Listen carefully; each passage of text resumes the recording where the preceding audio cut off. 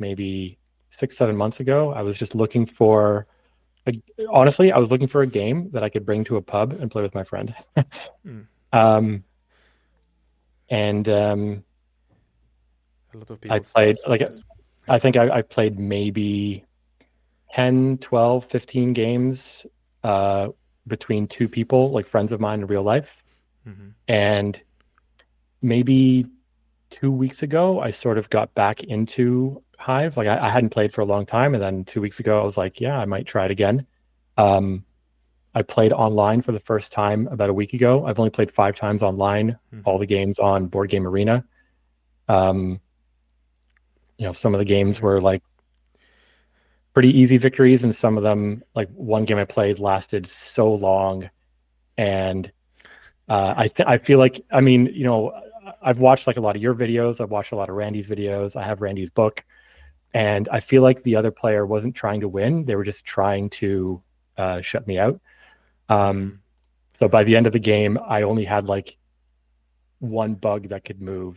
And yeah, it was interesting. It was really cool to see. But yeah, that's my experience. But I want to try playing more online in the future.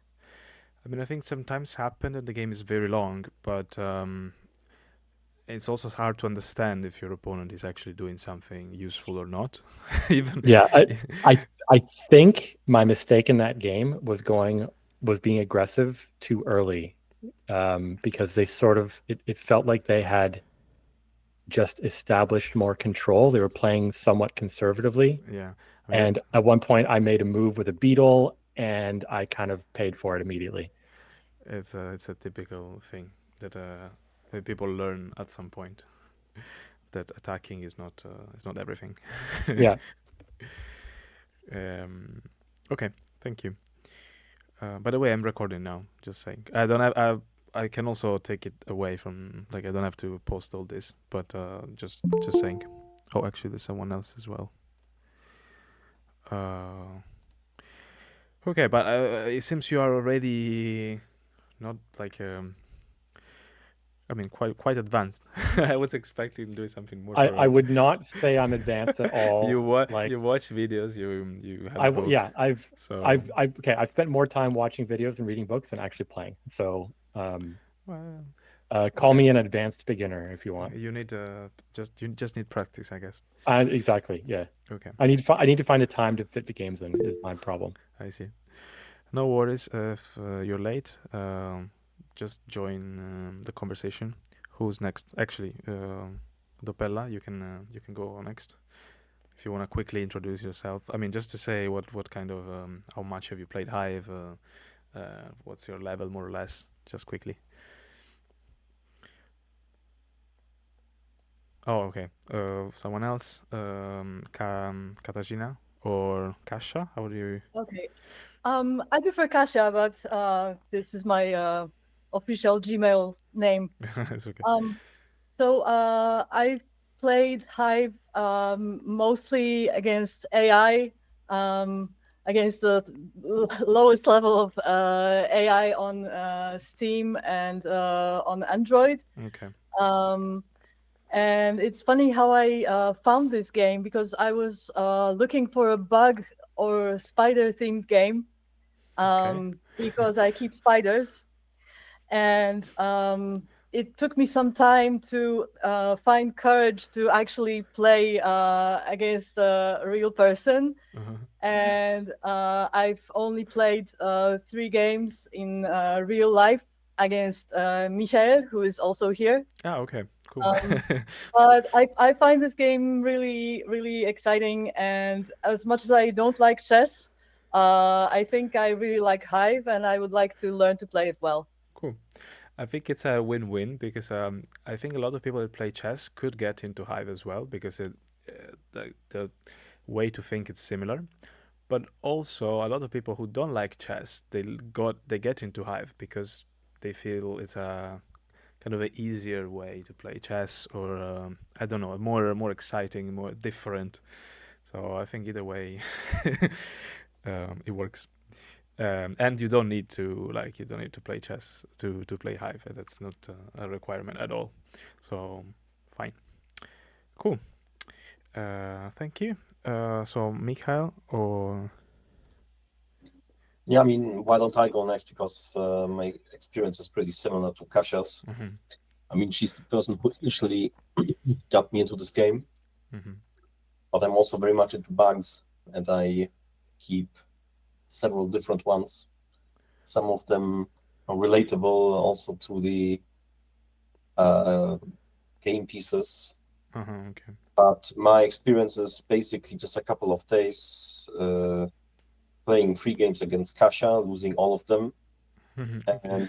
and also playing against the lowest level bot on Steam and doing well so. I mean, I win more than I lose, but that's the lowest level bot, so I'm still a beginner. Okay. Hopefully after this today you'll win against the bot and maybe against Cash as well. We'll see. Yeah, would be nice. Okay. Thanks. Leon? I'm not sure if I pronounce it. Arye. It's Alie, sorry. Forgive me. Arye with R. Okay. I'm playing Hive for 2 months. I searched for a new abstract game and it catch my eyes. I'm playing mainly in the Android app against the AI, and it's okay uh, from the AI level. Mm-hmm. I read the book of Randy Okay. Ingersoll. Oh, okay. So you also have. But I'm playing now the basic Hive without the expansion because he recommended to start with the basic Hive. Um, I think it's good to start with that, but as soon as you feel ready, just add all the other three together: Pillbug, Ladybug, and Mosquito. Um, and and and I'm playing with my 8 years old daughter. She's oh, nice, very excited. nice. Okay. So you're also kind of beginner intermediate. Yeah, Uh, yeah. and Dopella, if you're there, but if you want. Hello? Hi. Oh, you can hear me? Yes. Okay, beautiful. Sick. Right. So, my experience with Hive is very limited. In fact, I don't think I've ever played a game of Hive against anybody. I've been reading Randy's book and I've been observing games on BGA and also been like playing a little bit with myself to familiarize myself with the movements and stuff like that. Most of it has been with Classic Hive because I've got the pocket version, and then I waited for like 3 weeks for the Pillbug expansion to arrive because I Mm-hmm. cannot get it where I am. So I had to order it like all the way from like Netherlands or something, and the shipping was more expensive than the thing itself. It's very much, but whatever. The point is that yeah, I haven't played much, but I've studied the game enough. Mostly Classic, but a bit of PLM now that I have the expansion. There's that, I guess. Okay. Perfect. Um, yeah, it's a problem sometimes with the Pillbug. That's one of the reasons why Gen 42, the company, decided to have Hive Ultimate, which is the version Uh, with all And then included. you can never get it anywhere. But but it's not available yet in every country. So hopefully at some point that will replace Hive with the separate expansion. But yeah, it will take some time. Okay, cool. So let's start now. Of course, as I was saying before recording, feel free to ask me any question. Um, like you can, I think, raise your hand or do something. You show me that you want to talk. Anything is um, uh, like you can ask me anything. Don't worry. As I said, I was expecting to have a very beginner lesson, so someone who has played a little bit, maybe in person with someone who knows the rules, so I don't have to go through the rules again, but who hasn't read books or played much online. Just saying because a lot of people sometimes they even get bored or they even think the game is broken because they play the same person all the time, their partner, their some family friend, and they never played online. And of course, playing with other people, even one or two more people can change a lot the vision that you have of the game, right? Because if you're used to the same strategy, the same pattern, then you tend to think that that's the only way to play. While the beauty of Hive and many other games, right, is they are so complex that you can play them all your life and discover new things all the time. So I really recommend to. I mean, of course, I would prefer 100% playing on in person with someone. But unless you are very lucky and you have like a Hive club nearby, which is not very common yet, I guess you have to play online sometimes. And then quickly, I just wanted to say there are a lot of like resources. I don't know if you, I don't remember if you contact me through Reddit or Discord or Facebook, but I think Discord is quite active, and you find a lot of other players that you can ask anything for help. You can post there your games or a position and ask for advice. Not usually a position you are playing still a game in. That's cheating, but after the game. You can play on Board Game Arena, Boardspace, and HiveGame.com that I show now. HiveGame.com is the last one coming, and hopefully it's going to be what is chess.com or Lichess for chess. So it's going to be the platform where everything is going to be there, or the official tournament. I mean, Boardspace works very, very well as well, but there are some things that are, that could be improved. And for example, Boardspace is very good for playing real time, but it's not very good for, like, you can't play correspondence, which is something that I think helps everyone to just keep going. You play a few moves every day and you slowly improve. Board Game Arena on the other side, on the other hand, is it's very good to find a lot of players, but the real time system is crap. If you want to play a bit more competitively, it's not great. So hopefully HiveGame.com will be a compromise between this. Anyway, sorry, talking too much. Let's start from. So if you go here and learn, you can find the analysis section, and you can basically have a game here. You can create any game you want. You can't move the pieces as you wherever you want yet. But if you just, if you just play a game, then you can go backward and introduce like new variation. For example, instead of this, I want to play this, and then it shows up here the right. Actually, Kasha was asking if I would explain the notation. I think it's not like it's not the main thing to. It's not that important to know. There is on actually in Boardspace Hive notation. It's explained here. Or maybe no on Hive.com. I think Game.com is not explained. I think we should add maybe a section about that. It's explained here on Boardspace, but in very short. You have one piece of information that is the piece you want to move, and another one that is the reference piece. Because since we don't have a board, we don't have coordinates, and every movement is relative to another piece. It must be relative to another piece. So, for example, if I put a mosquito here, I'll say that black mosquito is to the top right of the black ladybug. That's the way, and it's converted into this BMBL/. Anyway, Dopella, want to say something? Did you raise your hand? Yeah. Yeah. Actually, I wanted to ask a question. Have they ever attempted like a grid-based notation? Like, for instance, when the first piece ever, it's like uh, the first I'm piece sorry. you play in the game, you mean? Yeah, exactly. Like you go like relatively from that piece because you have three axes and you can go like the first piece can be like 0, 0, 0, and then you can go like positively and negatively in three axes. That kind of stuff. Has this ever been like tried before? You mean a notation that uses the coordinates in that way? Exactly. Yes. I mean, there is. You can do it.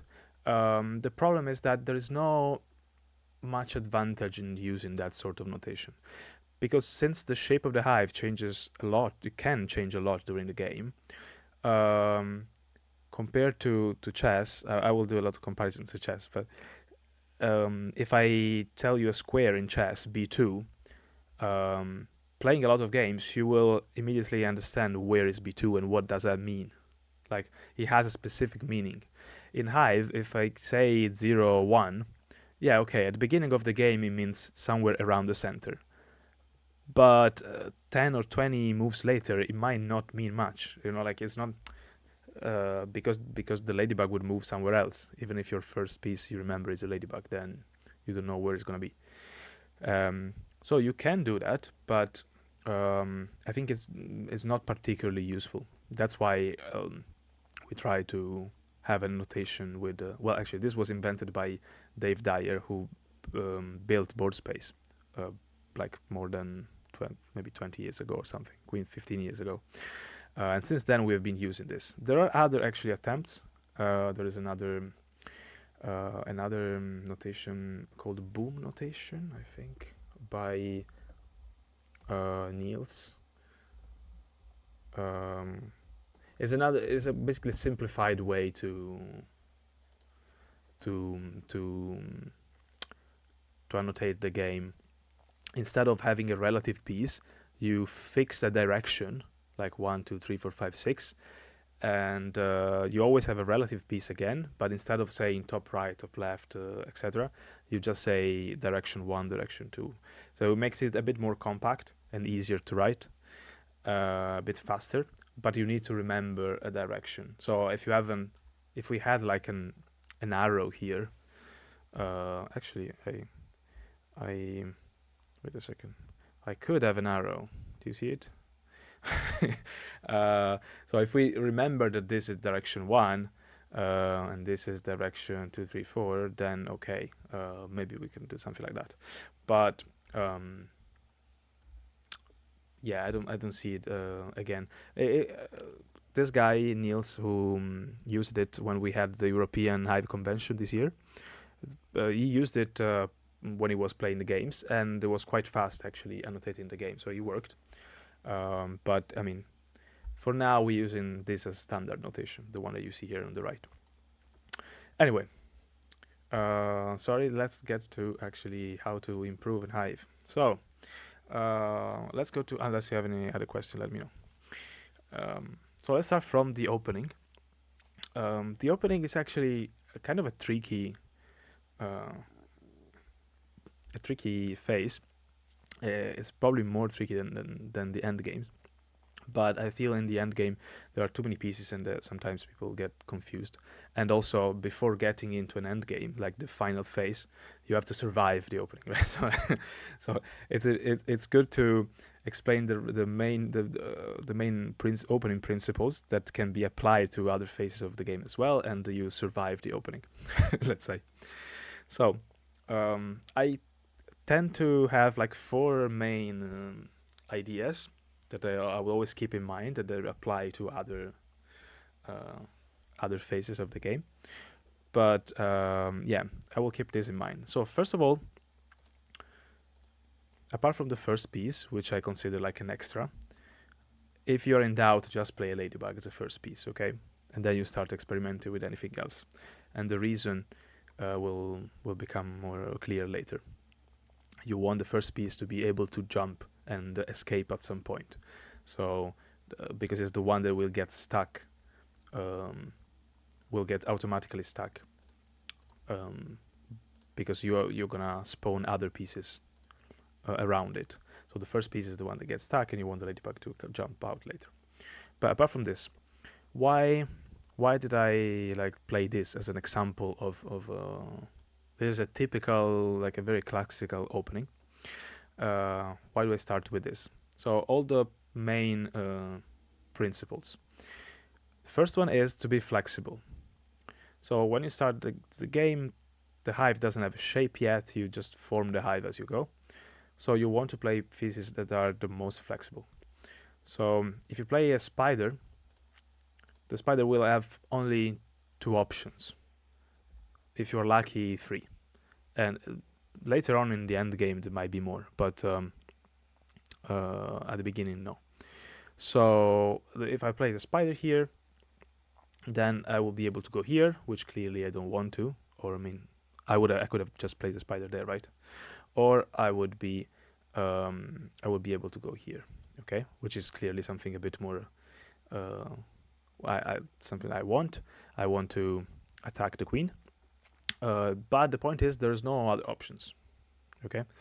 While if you have an ant, you have tons of options. So let's say there's an ant here.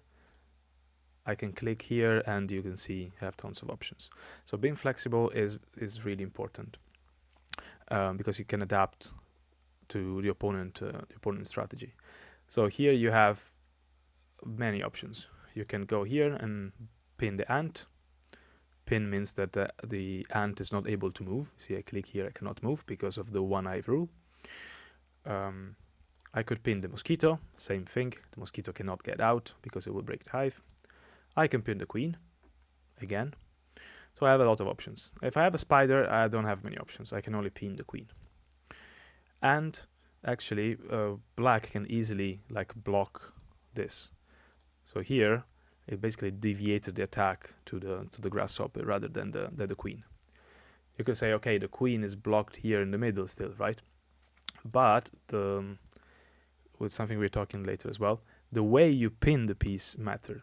So the spider doesn't have any choice. It can only pin here. The ant can pin here, can pin here, can pin here. So yeah, there are three options. 1, 2, and 3. Okay. We'll get into this in a second. So first of all, being flexible.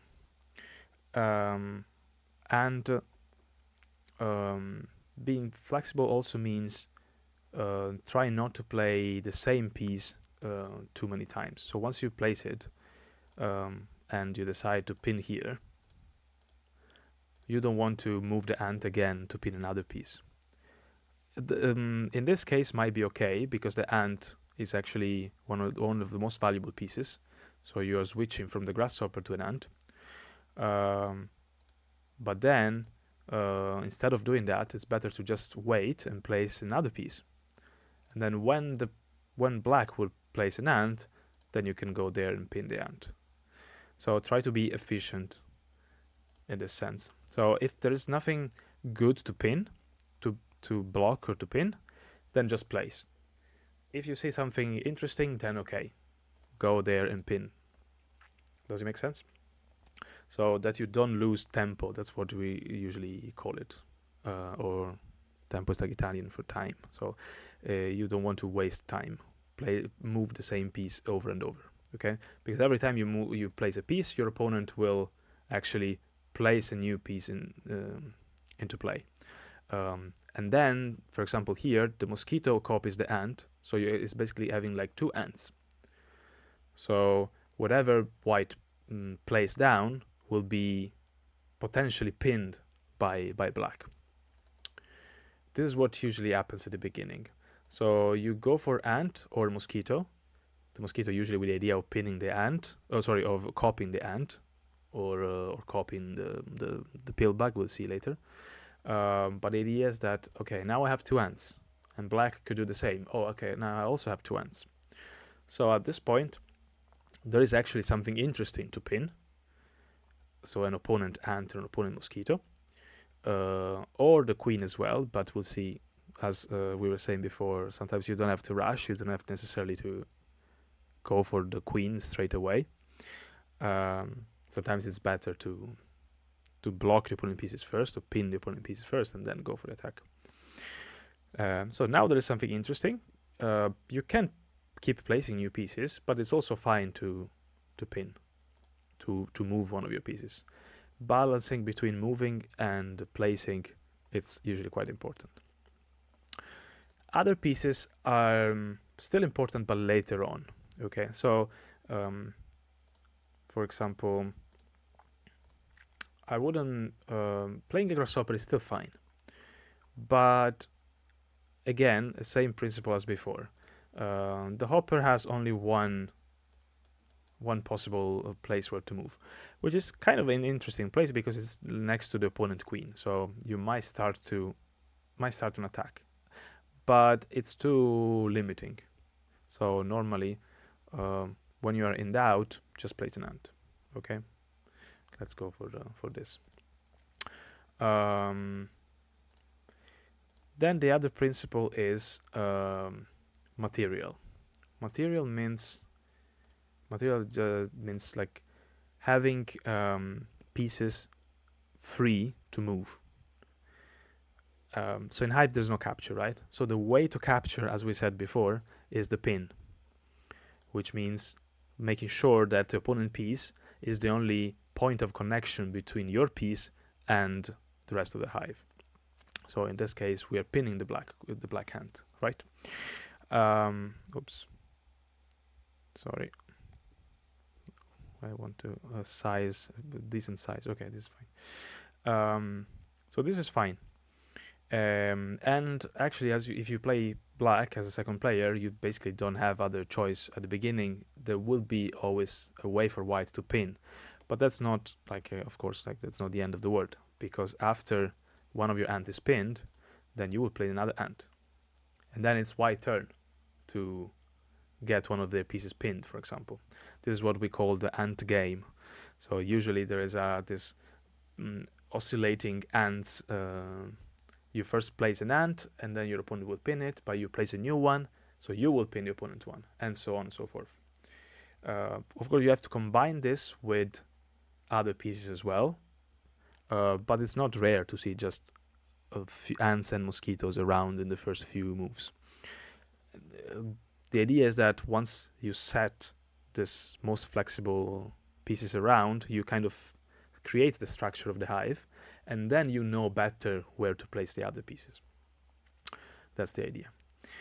Placing a beetle as well could be interesting, just for the sake of going on top of the hive, right, as soon as possible, let's say. Something like this. But again, it's not very flexible, because I don't have many other plants with the beetle, right? Like, where else would I go? If I go here, I will free the ladybug. The ladybug is now free to move, and then it will leave the beetle stuck here. Where else would I go? I'd probably go on top of the hive, which is fine, but now black will pin the white ant, and the mosquito is actually in a good place here to cover the beetle. So even before the beetle can make any damage, is being neutralized. So sometimes you wait for better times to use the beetles, because we want the beetle basically to be as close as possible to the opponent queen, so you don't waste many moves. So here, for example, after play something like this, then now you have well, let's say like this. Now you have actually 3 potential spaces, new spawn points, that's how we call them usually, to place a beetle, and it's closer to the queen, because from here it's 1, 2, 3 steps, while if you start from here, it's 1, 2, 3, 4 at least. So at very least you save one move, and then there might be other reason why actually the beetle is still closer to the queen, so it's more dangerous. So let's go back. So we have be flexible, keep an eye on the material, so try not to get your pieces pinned. How do you do that? The main idea is to not stretch the shape of the hive. So let's say I play this as black. If you want to place a new piece, whatever piece it is, actually, there are some exceptions, but especially if you have ants or mosquito or beetles that are the most powerful ones, you don't want to put them in such a stretched position, and easily, because the opponent with one move will be able to pin 2 pieces at once. Well, the queen as well is pinned, so even 3, but the queen doesn't need to move much. The queen needs to like be there safe. You don't think too much about moving the queen unless he has to escape from a dangerous situation. So I don't consider that included. But you basically lose 2 pieces in one move. And like it's a very good pin, 2 for 1. So what you try to do instead is to place your pieces in the most compact way possible. So the ant will go here, okay? So that if I want to pin an ant, the mosquito is free, okay?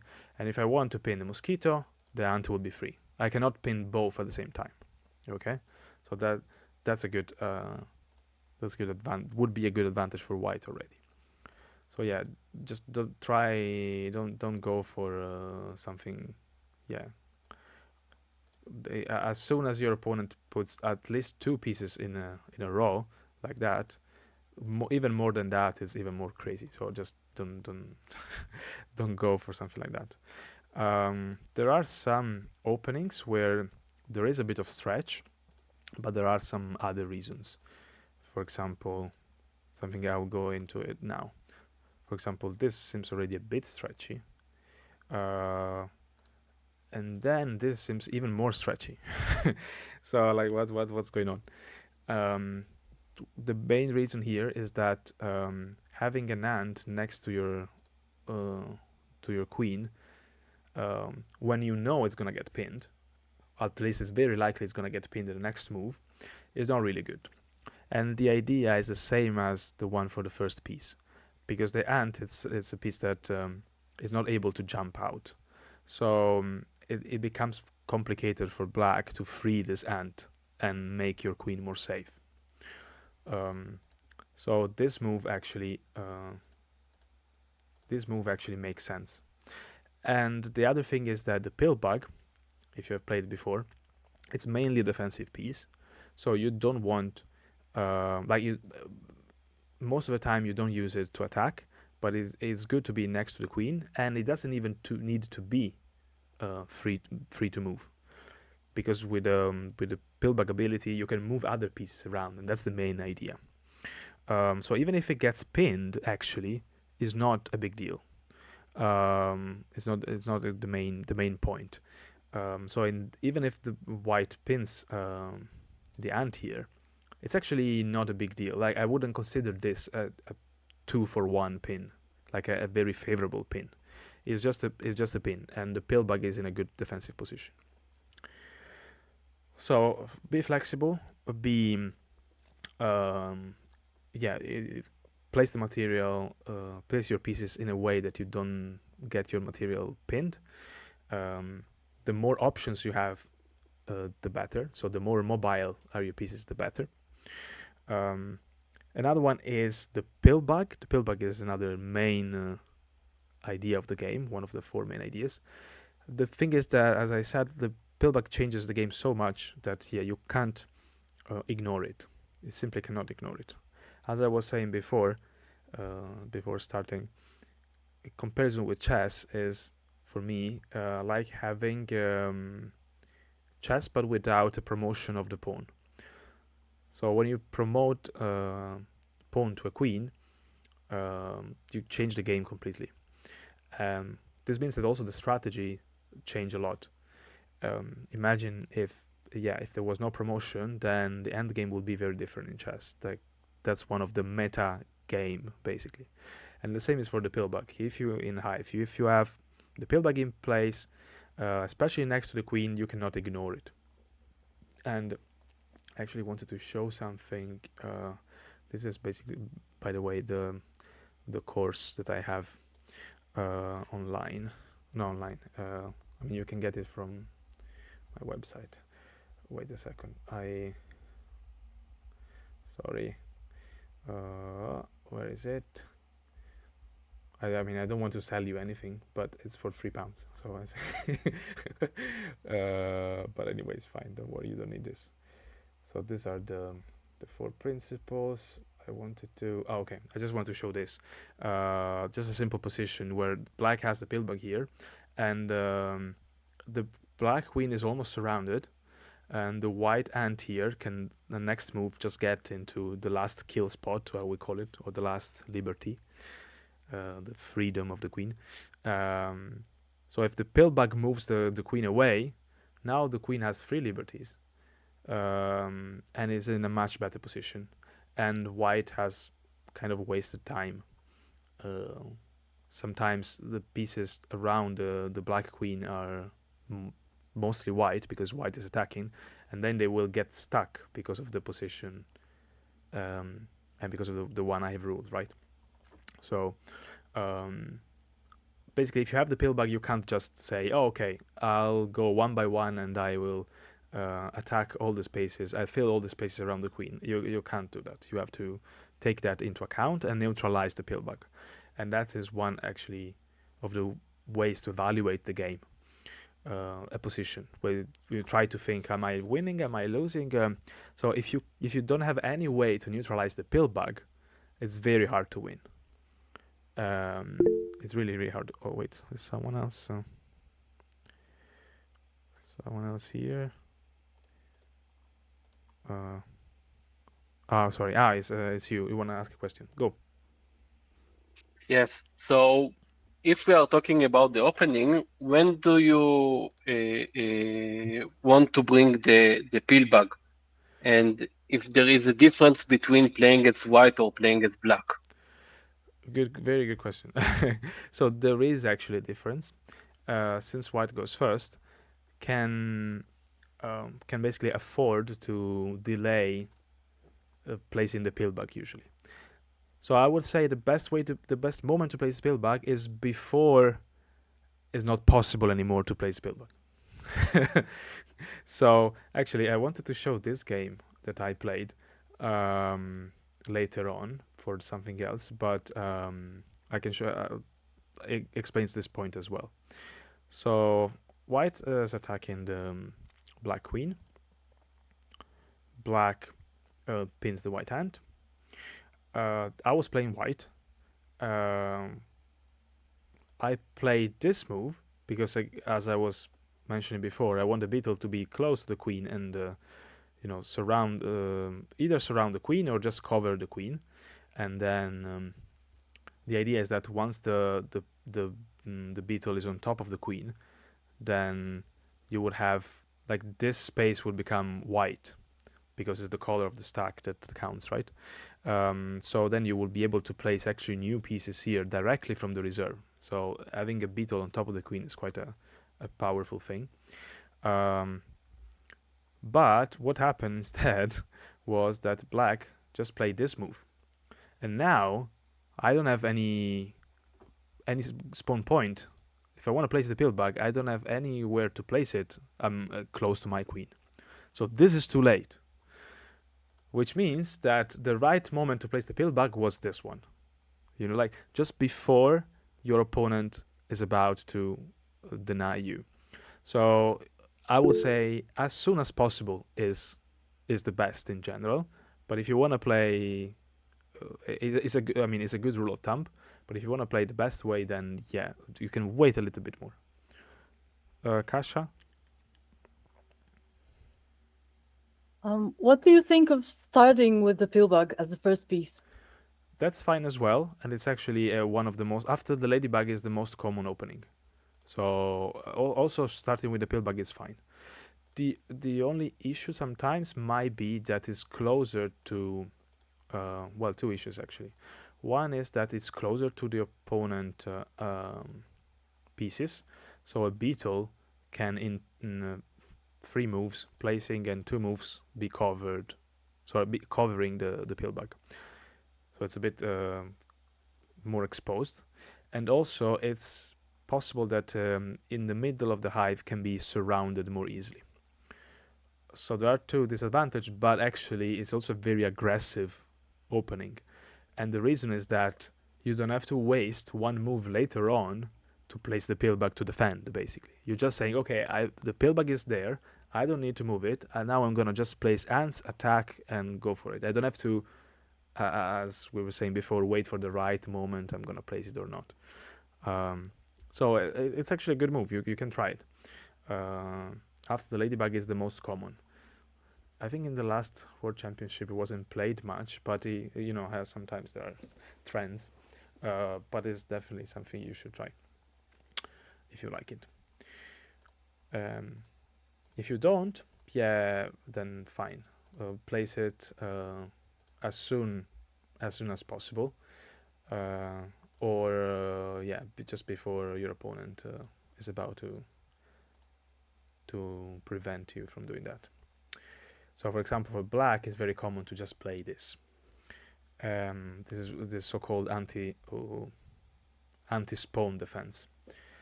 The reason it's called anti-spawn, again, as I said, is that if the beetle gets on top of the queen and there is no pillbug here, or no other piece actually, what would happen is that then white would have this 3 spots that he can use to directly drop a piece from the reserve. We call it direct drop as well.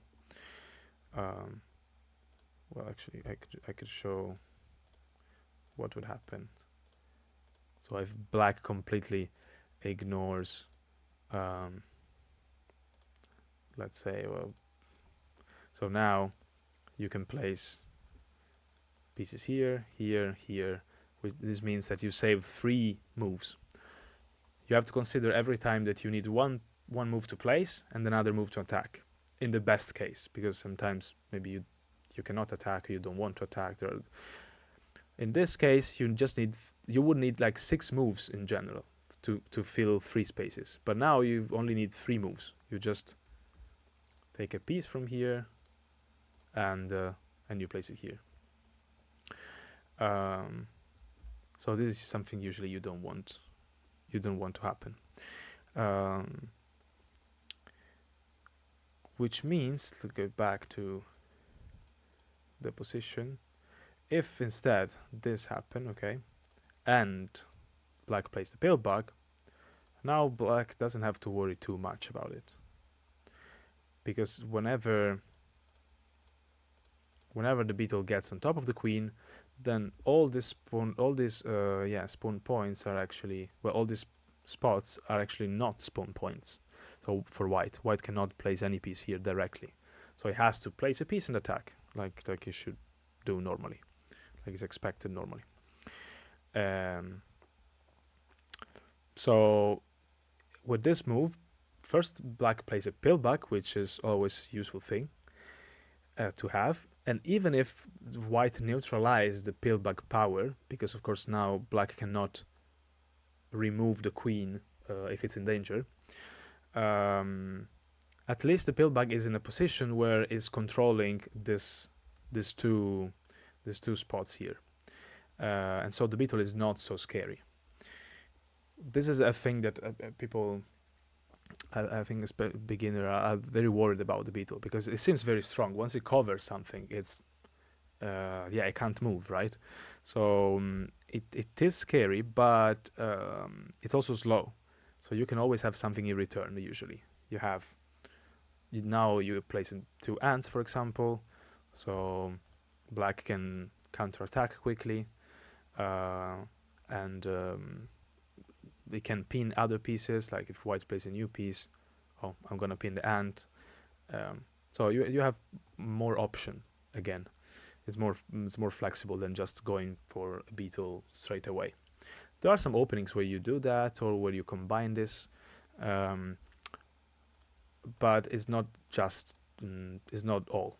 It's not the whole strategy. Actually, many times white would use the beetle on top simply to change the color of the stack, and now you have an extra 2 spawn points here. So more than to attack is to change the shape of the hive. For example, now could be time for white to place a pillbug here, which wouldn't be possible normally, right? Because there's a ladybug there. So in that sense, it could be useful, but don't think that one beetle is gonna win the game. Having 2 beetles on top of the hive is a bit different. So if you have 2 beetles, that becomes dangerous. So if I place a mosquito here and then the mosquito comes on top of the beetle and start to I don't know, let's say something like this. Um, this becomes a bit more scary because I cover the ladybug, I cover the queen, I have a direct drop here. Oh my god, it's terrible, this circle. So yeah, it becomes a bit more scary. But as long as it's one beetle, I think you're fine. Also, I'm not sure if you know about this rule, but keep in mind that the black mosquito cannot copy the white mosquito. So even if the white mosquito is on top of the hive and it's acting like a beetle, the black mosquito cannot cover the white mosquito. Question, go.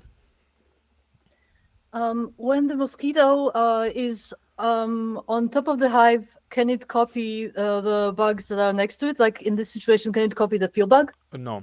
So the mosquito, once on top of the hive, he moves like a beetle. That's it. Once the mosquito goes down, then it can start to copy other pieces. Did I answer? Or okay. Yes, thank you. I was just having technical issues. Okay.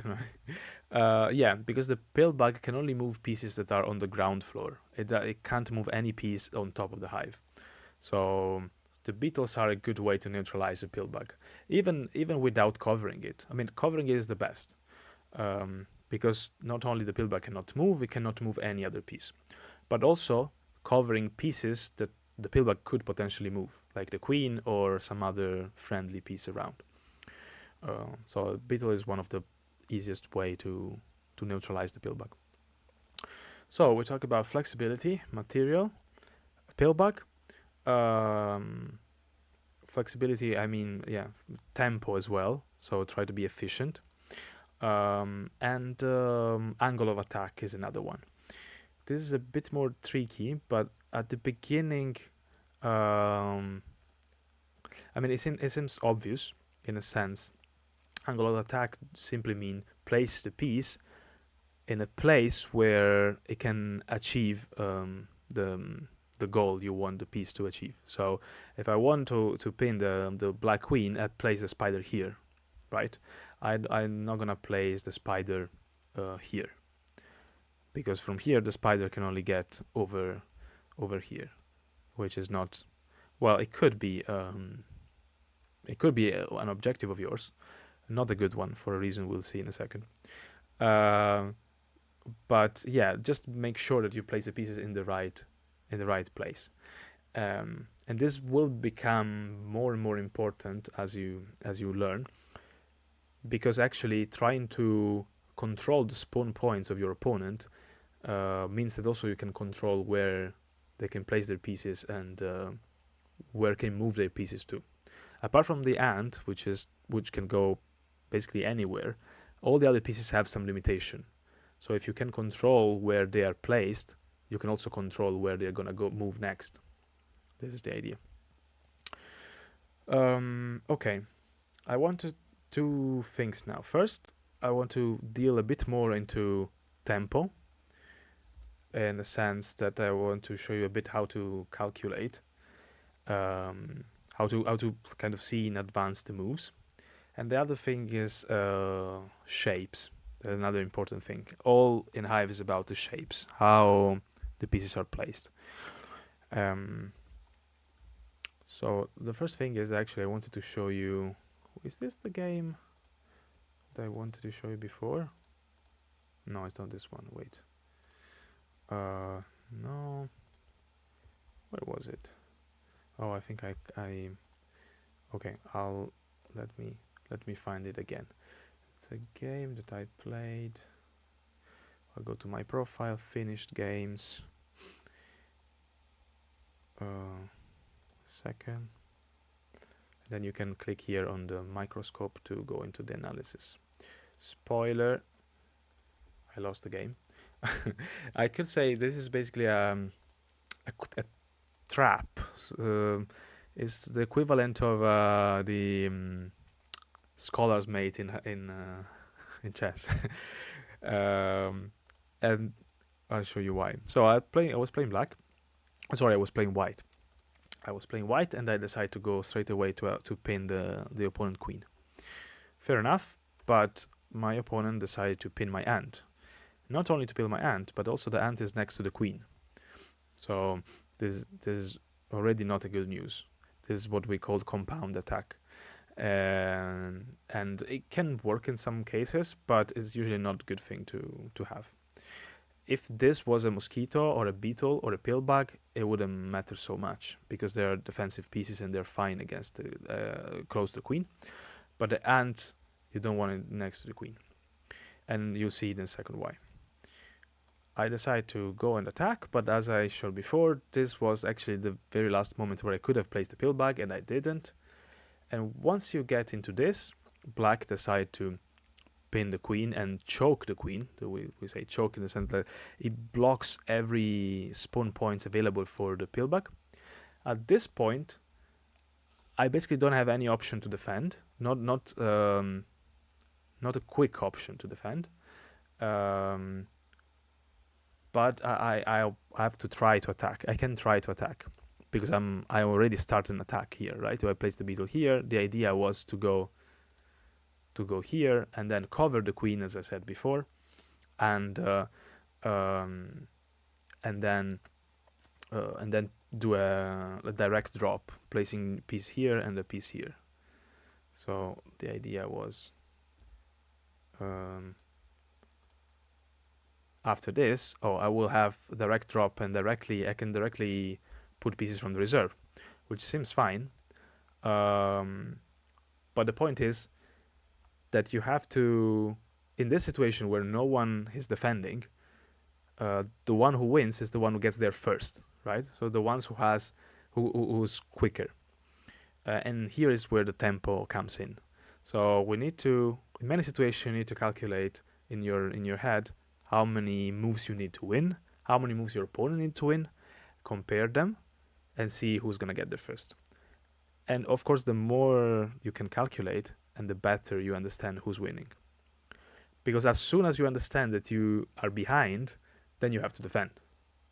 In this case, defending is a bit hard. It's like an extreme case. That's why I said it's a sort of a trap, opening trap, because it's hard to defend already. There are no spawn points to place any defensive piece and the pillbug.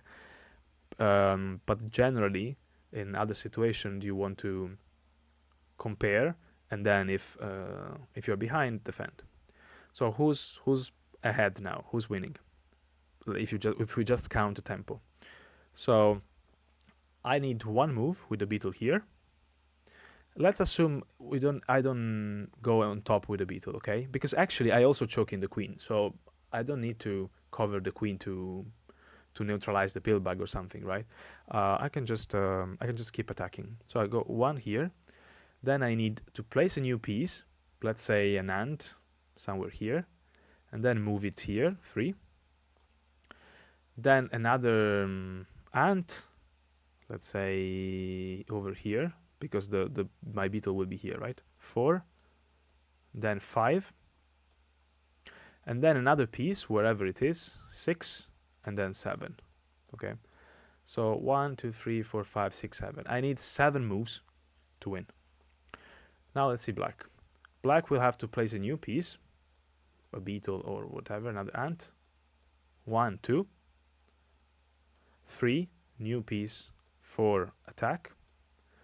And then the trick is here. Well, actually, even placing another piece would be 5 and 6. But this mosquito is free. So it can just go here and complete the game. Just end the game. Because once he gets here, it doesn't matter if the ant is free, because the queen will be surrounded. So black is 2 moves ahead. It's 2 moves ahead. So I'm already losing. This is already very bad for white. Okay, that's why place the pillbug if you're in doubt. Don't go straight for an attack. Even if I'll go 1 with the beetle here, right? 2 on top of the queen, and then I place directly 3 and 4. Then I will have to place a new piece, 5, 6, and then the beetle going down at the end will be 7. So I didn't really improve much with the beetle going on top. It's useful when like it's useful if you are if there is not a race, if you're not trying to get faster than your opponent.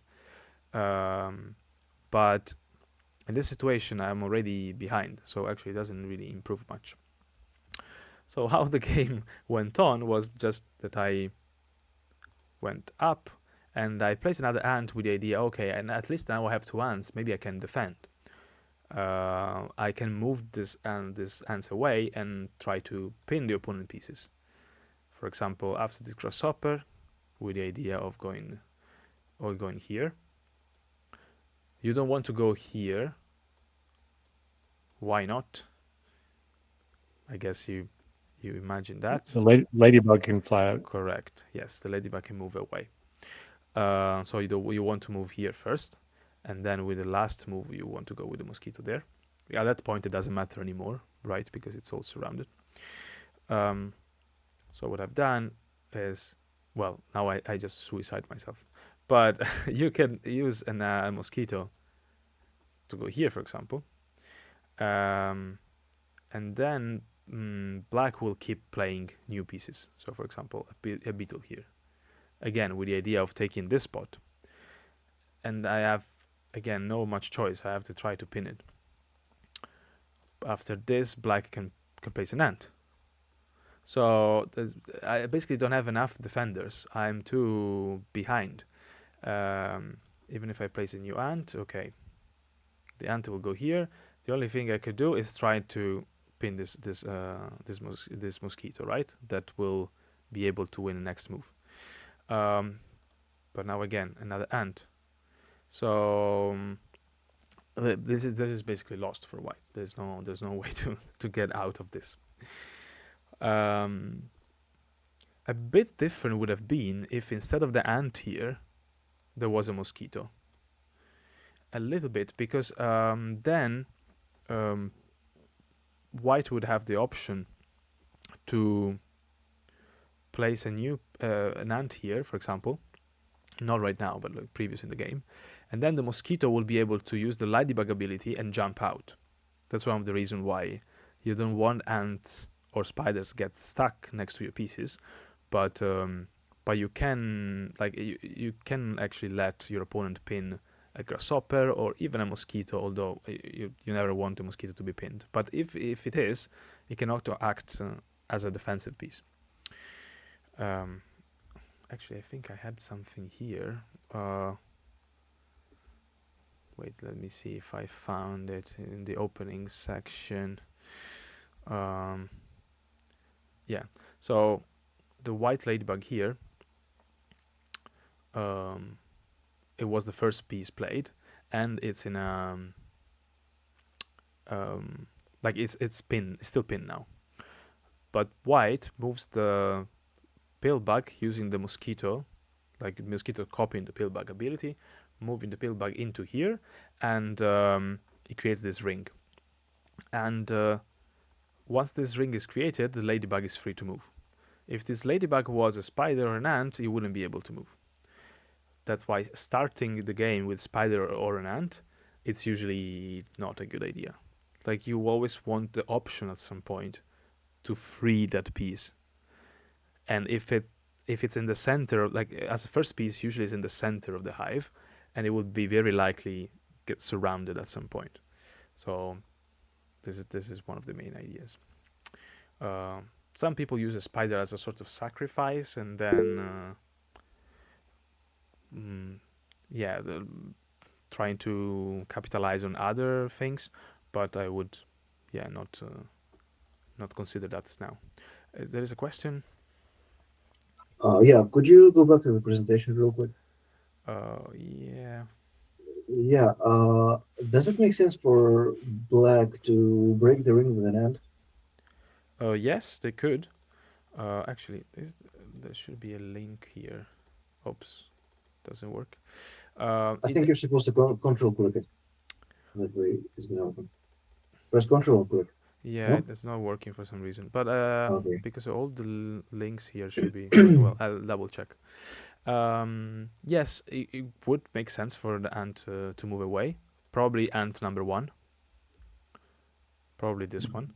If you move this Hang one, on, but this doesn't break it in. This doesn't break the ring, doesn't it? If you move the first ant. oh yeah, true, you're right. The point is that if you move Yeah. this ant away, then the Mhm. queen is free to move. That's what I thought. That's why I thought Uh, moving the ant number one. But yeah, you're right. Doesn't break the ring, so yeah. Well, that's not the point. this was kind of the second part of my question, because the white has spent time like moving the mosquito there, like possibly spawning it, and then you can just with the third ant you can black can pin some other piece from white. So essentially, it wins on tempo, right? Because it just spends one move to break something that took several moves to set up. Um, you mean white with the ring has broke is good No, for? I mean, Oh, when if black breaks the ring yeah, and pins, I don't know, the beetle, the spider, like any white piece really. yeah. That way, black wins on tempo because white spends several moves to set this thing up, and black is just Um, black breaks it with one turn. okay. I mean, in this case, you have this sort of ring, but it didn't spend Hmm. that many moves actually, because the white ant was already here. So the only thing that white did was adding the pillbug and moving the pillbug away. Also, it's matter of priorities. Like sometimes you might not need to. If you don't need to do it, you don't do it. In this case, white is basically one move away from losing, right? Like there's one kill spot. No, not one move away, but there's only one liberty left. So black could place like a grasshopper here and then win the next move. So in this case, it has to do it. Like it's a matter of uh, win, like life or death. In some situation, maybe you don't have to do it, but it's good to have the option there to do it. But there are other ways to free the first bug. It could be placing a piece here. The problem is that this free the black ladybug as well. But if we see it the other way around, right? So the black ladybug here was the first piece from black. Um, once white attacks in this place, the black ladybug is free. So it's always like a defensive. It's always a defensive idea, especially if you start with if you put the queen in line, then okay, then there's no trigger point. But if you place the queen at elbow on the flank, we also say um, this one is automatically a trigger point. Trigger point means that whenever it's filled, then the piece in the middle will get free. This is called usually elbow. This shape. Um, so having the elbow, the hive is full of elbows. Basically, it's putting elbows anywhere, and they're good for you if the piece in the middle can be like it's yours. It can move away. So having that option is always good. Um, I mean this. Oh, sorry. What is it? This is quite not an extreme case because it actually happens more often than you think. But yeah, you're right that white had to set up this. He had to spend a couple of moves to set it up. But imagine if this was not a ladybug, it was a spider, that wouldn't even be possible. At that point, it becomes complicated to. Well, I mean, in this case, it still helps because the ring helps in the sense that this ant can be moved away by the mosquito. The mosquito will copy the white, the pillbug ability, so it can be used again in a defensive way.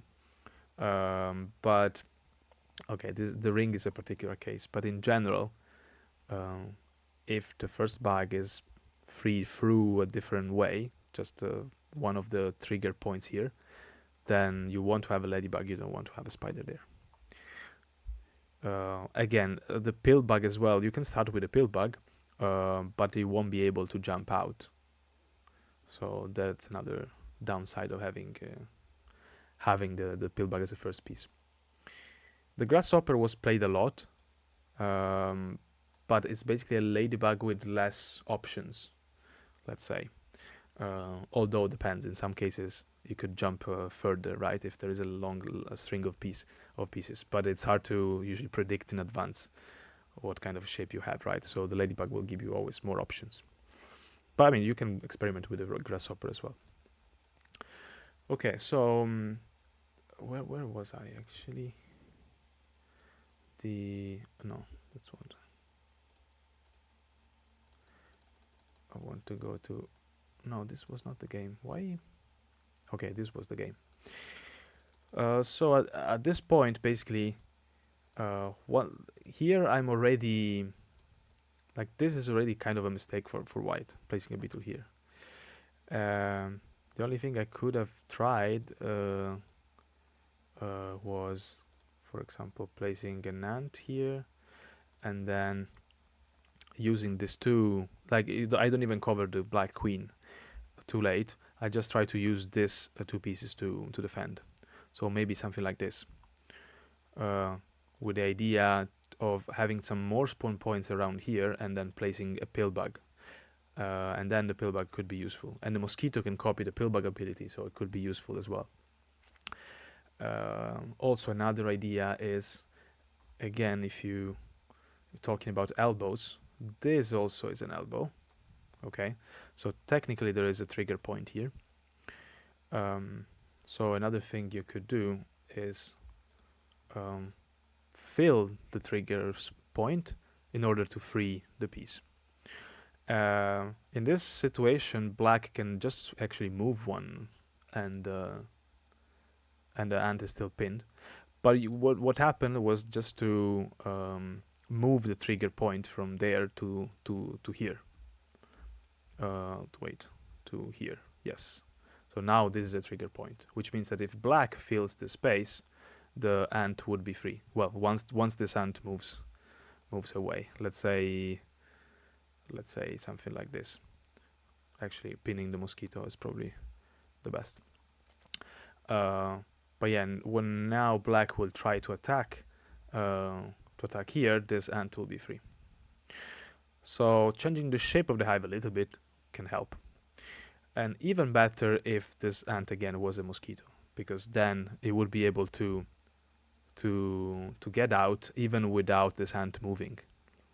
Right? If this was a mosquito and someone gets in here, then the mosquito will just come out, or a beetle or a hopper, but not an ant. So this brings me to talking more about shapes and about trigger points. So basically everything is an elbow. Elbows are everywhere. Once you see the elbows, this thingy, then everything. Oh, sorry, such a bad. Okay, well this. Then you cannot not see it anymore. You see them everywhere, and they're important, of course. They're crucial. So this is also the reason why, for example, the mosquito pinned here and not here. Why? Because you don't want to give white this trigger point here. So okay, if black pins here, you say there is a trigger point here as well. But the trigger point here has to be triggered by white to free the white ant. Instead, the trigger point here will be triggered by black, because it's black who wants to fill the space, which makes things harder for black to attack. So this is the reason why black would attack here.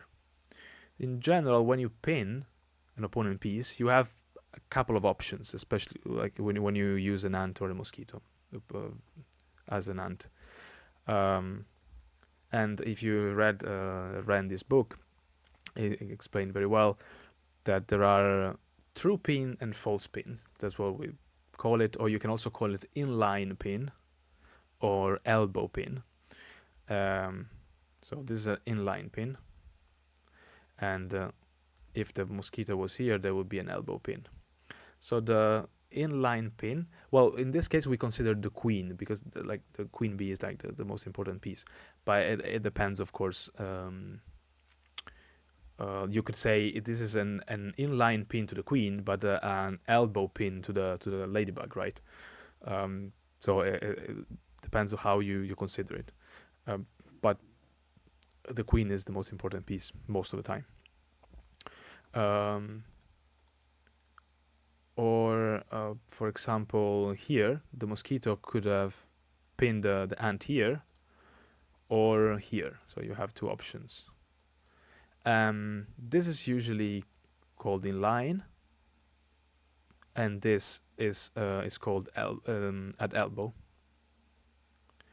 because the ladybug is the most rigid piece in the position.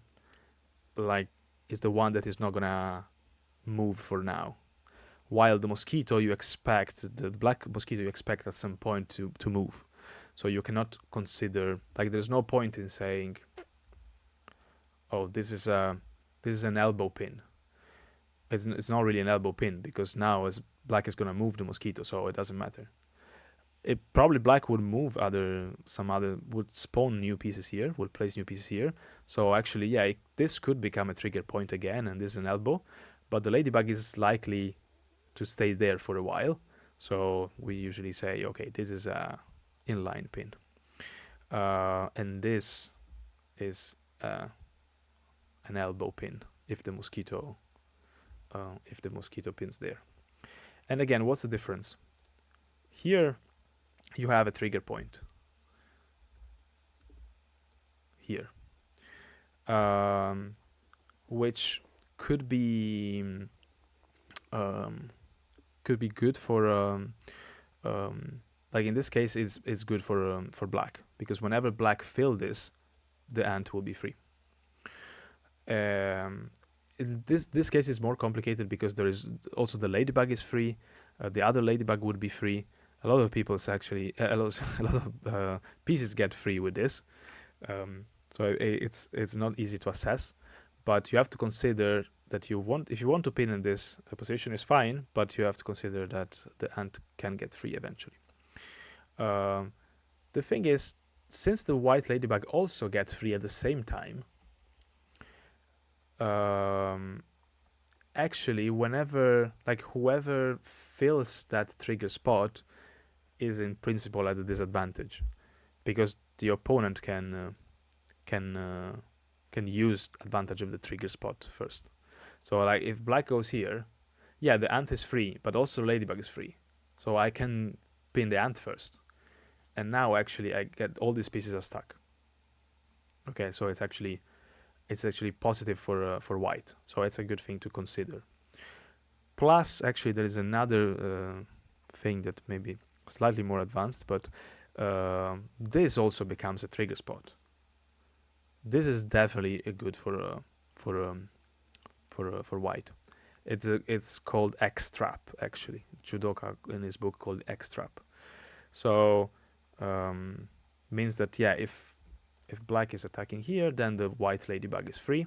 Actually, well, even the queen is free. So the point is that it creates a ring, and this ring can be broken by whoever moves next. So if black creates the ring, then white is gonna break the ring.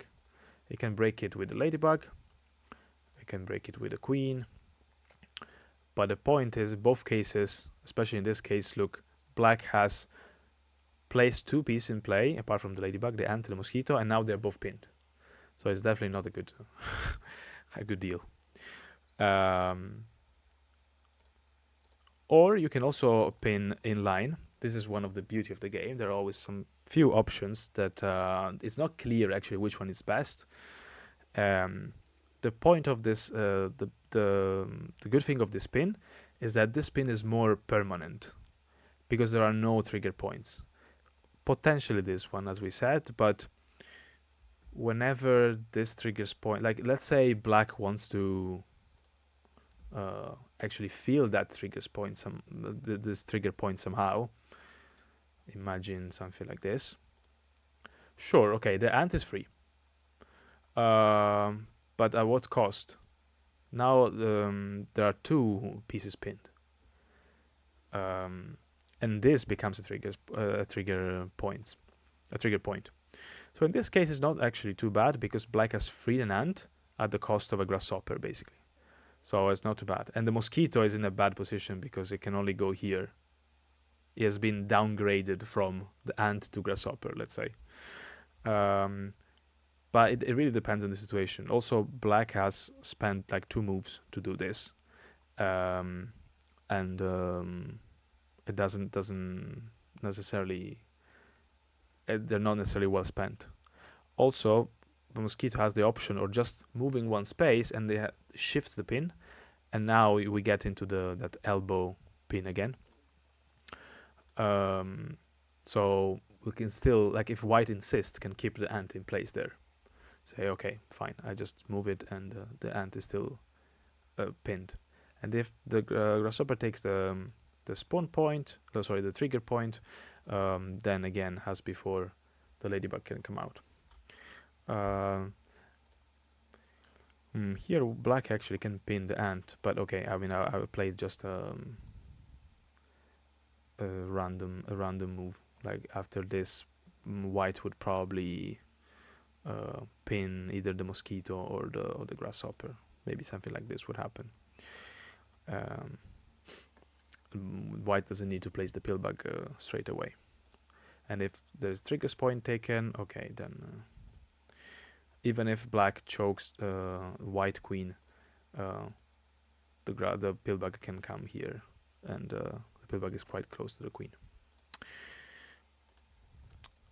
So yeah, keep in mind always the shape that can arise, and there's always an elbow somewhere, and the thing is that trying to take advantage of that elbow, basically, or try to understand who is going to benefit. So if we want to pin pieces, we also want to try to avoid, like, to prevent your opponent from pinning pieces. And the most important shape to do that is the pocket.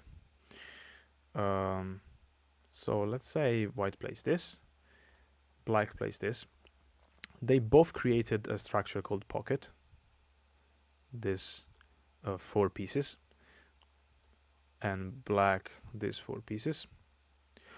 And this piece is the piece in the pocket. The idea is that this piece in the pocket cannot be pinned. So if I play this,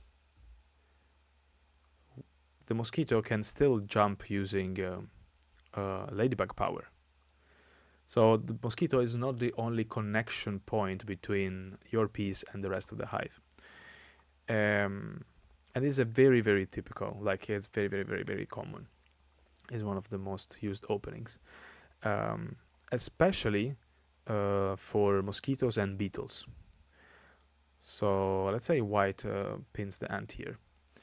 The mosquito, I don't know, goes here. And now we have space for a new piece. So whatever piece black plays in the pocket, it won't be able to be pinned, right? If white approaches like the beetle will just cover the mosquito. There's no way to defend. So actually white could consider to break the pocket, actually, having the mosquito here to control this space, and now this pocket is not actually a pocket anymore. This is just to say how important usually pockets are. And you see it in many games, like in I don't know if in this game, there's this other game that I played. I don't even remember. I was playing white or black, but there's a pocket here. The ant cannot be pinned, and it can come out wherever, and then the space will be used for beetles, for example. So it's a safe way, basically, to place your pieces.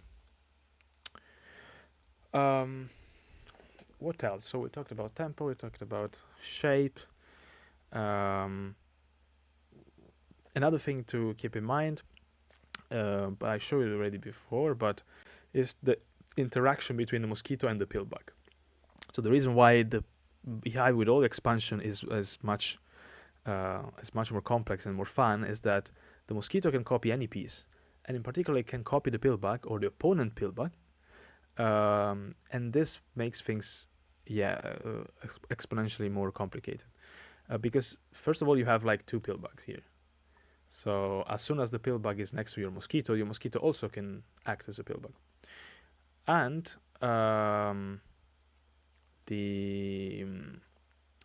let's say white plays another ant. Now you have actually a mosquito that can move as a pillbug or as an ant. So you have basically the best combination, defensive and offensive, for the mosquito. Also, this mosquito is in a sort of pocket as well, in a way, because white cannot prevent the black mosquito from... Well, it can block the mosquito because it cannot get out of the gate. Because if the mosquito wants to move like an ant, it cannot get out from here, right? Because of the freedom to move rule. But, well, in this case, it can just jump across using the pillbug to just move it around. But it's technically it's not pinned. It can move somewhere. So it is again a sort of pocket. But yeah, combining mosquito and pillbug is a very good thing to keep in mind. What else? Do you have any questions?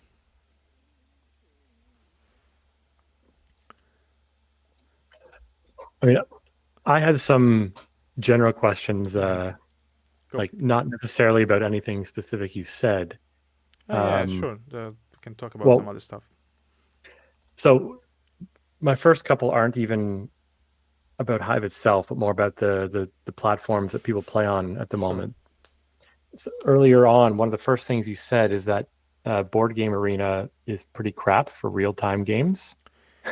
Yeah. Why? What does it not do well? Okay, well, I mean, also it depends the way you want to use it. In a sense, if you're play friendly game, it's fine. It works fine. The time control is not good for competitive games because the increment, like you usually play with a number of minutes and then extra time added every move. This is called Fisher time. But even if you just have a certain number of minutes on Hive game, you can go here and click and decide how you want to play. You want to play 10 minutes, you want to play 3 hours, you decide whatever you want to do. You can play correspondence, a number of days, etc. On Board Game Arena, correspondence is great. You can play day by day. But if you want to play, I want 10 minutes per player, you can't do that. You cannot set it. They only have slow, medium, and fast, which it doesn't mean much, and it's like an arbitrary number that changes for every game actually in Board Game Arena. Plus, when the time goes to 0, you don't actually lose, as it should be in a competitive game, but you can kick out your opponent, I think, or you can make them skip a move, which doesn't even make sense. So in that sense, if you want to play competitively, it's not good. But if you just want to play with a friend, that's perfectly fine. As long as you agree on the rules, let's say, or you don't care about the time, you just want a bit of pressure to play, then it's fine. That's it. That's what I meant. Sorry, I didn't explain properly. Okay. So I have a question about HiveGame.com. Mm-hmm. I know it's relatively new. Is that correct? Yeah. It's maybe 4 or 5 months old. Do you happen to know if there are plans to implement like a rating-based auto matchmaker? Because at the moment you basically like create a table and someone has to sit at it, right? Yes, exactly. I don't know if it's in the short term, but sure at some point it's something to do. The thing is, at this point, there's no such a big fan base. So the auto match is useful when there are hundreds of players, right? And then you don't want like a tons of rooms open. But at the moment, now there are 12 players online, usually between 10 and 20. let's say. During some time even less, so there's not much point. It's easier. Also, if you want to do is actually to match with someone similar elo, similar rating, then you can also set a range. So you say, I don't want to play with someone too strong, so I set maximum 100 more than me. So if that helps. I don't know if that answered. Yeah. Jen, I wasn't sure if you knew much more about the development of the site over time. I mean, I know because, well, first of all, I work for Gem42. I don't know if Yeah. a spoiler, but I organize tournaments and run stuff, and I try to basically make the game grow, even though like the stuff on my channel is mainly like my private stuff. I just like to play Hive. I was doing it even before, but now I more officially and actively promote Hive. So the thing is that there was this project of highgame.com for a while, but for different reasons it didn't happen. And then last year there were a couple of people, especially one, Felix Glazer, who decided to put a lot of time and effort in it as a like open source, like volunteering. Gen42 has like supported financially for a few months, but the idea is that just for the beginning, but now is like anyone can actually contribute, and there are a few actually people who joined and they're contributing to the development of the platform. So that's why it's still a little bit there are a few things to implement, to improve. We should add a bot, we should have a better analysis. There are many things to implement, but hopefully we'll get there. Cool. Okay, so I've another question. This is much more specific about the game, in fact, related to an example you showed. Yeah. So earlier on it, the game where you lost, you called it Fool's Mate. Yeah, exactly. Wait, let me see. So it's not really so much about that specific game, but in that game you showed an example of what I don't know how common this terminology is, but Randy in one of his videos talked about the count. Yeah, right? Yeah. How many moves. I say it as well. Yeah. So I'm wondering, when you're playing, how explicitly are you keeping track of the count? And like, are you recalculating it after each move in your head? Or do you just sort of have an intuition of when you should take it into account and do the computation? That's a very good question. And I actually have a sort of good answer, in the sense that I also asked someone even better than me, Judoka, one of the former world champion, who actually wrote the other book, Canon of Hive. And I remember I asked him, when do you start counting, right? Because like in principle you can start from the beginning, right? You just place well, let's say start from here, but even just placing the queen. Yeah, I think there's more important things to think about at this point, I think. Exactly. The thing is that it's just too complicated, right? It's like you're trying in chess to get to a checkmate already 10 moves ahead. It doesn't make sense. Now you know that you have to surround you have to fill 5 spaces. So in principle, you will need 10 moves, right? You place and you move. You place and attack. You place and attack. And if black copies white, then white will win, right? Because he goes first. That's the only thing we know. So starting from the beginning, it's very complicated because, again, for example, simply with this move, the count has changed. Right now is black. Yep. Black has an advantage, or potentially an advantage, if white doesn't place a Pillbug. What the Pillbug does basically is just to make the count even more complicated. That's another reason just to add the Pillbug, because now your opponent has to count not only surrounding the queen, but filling one of the spaces probably, then placing a beetle somewhere, covering. Like there are more moves to count. So when I asked Judoka,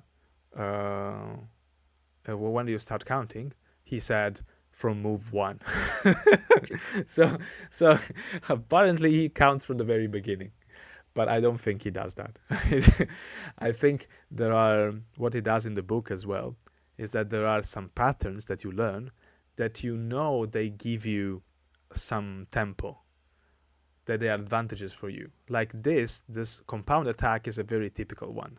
So you don't count explicitly, but you know that you don't want to leave the ant next to your queen, because if he gets pinned, that's a double problem. Not only I lose the ant, but also I might get in trouble later because the queen will be in trouble. So rather than just counting explicitly, there are these things to small, or the other one is create again trigger points here. Once there are trigger points, you know that whenever black is trying to attack one of these or to fill one of these spots, you have a defensive resource, and the defensive resource can, in this case, even can change the count a lot, because you not only defend moving the ladybug, you also attack. So that will change effectively, like by let's say two moves, the count. It's the difference between what Judoka calls the simple count and the advanced count, I think, or the effective count, something like that. Because the simple count is, okay, I need this number of pieces, this number of moves. That's it, without really considering what's going to happen. But of course, the game is more complicated. Otherwise, we wouldn't be playing. So whenever something like this happen, then black has to consider, oh, I have to actually to fill this space. So okay, 2 moves. Fill this other space, 2 moves. Fill this one. Oh, but this is a trigger spot, so white is gonna free the ladybug. So actually, then I need to fill also the space that the ladybug has left. So it becomes just way more complicated.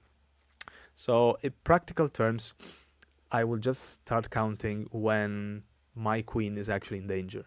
Like when the opponent is filling 1 or 2 spaces. At that point, yeah, I'll start to think about it. Okay. But before then, like that's why it's a bit more complicated to play with black, because it has to count from the beginning, let's say. While white, it can be under attacked, but not as quickly as black. So white can be a bit more chill, let's say. Okay, I had more questions, but I don't know if someone else. I don't want to hog all the time in case someone else has questions. Is there anyone else? And then we can come back if you want. Kasha, go.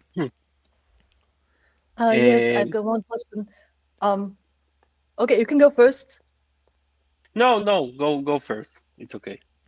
Okay, so my question is between Board Space, the Android version, and Steam, and I don't know if there's any other version that where you can play against an AI. Which AI would you say was the best to play against? That's a good question. I don't know for sure, but I think the Android one, Hive with AI, has the best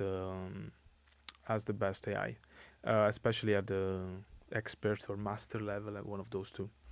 At the first or the second level, I think it's pretty close to the bot on Board Space. Actually, Board Space has 2 bots: a smart bot and a dumb bot. But I don't think there is so much difference. I think once you beat dumb bot, you will also beat smart bot after some time. No, not after a long time. I actually have to ask Dave Dyer. I'm not sure what's the difference in terms of. But Hive with AI is fine as well. Once you. Have you got any experience with the one on Steam? I never tried that one, actually, to be fair. I should try it.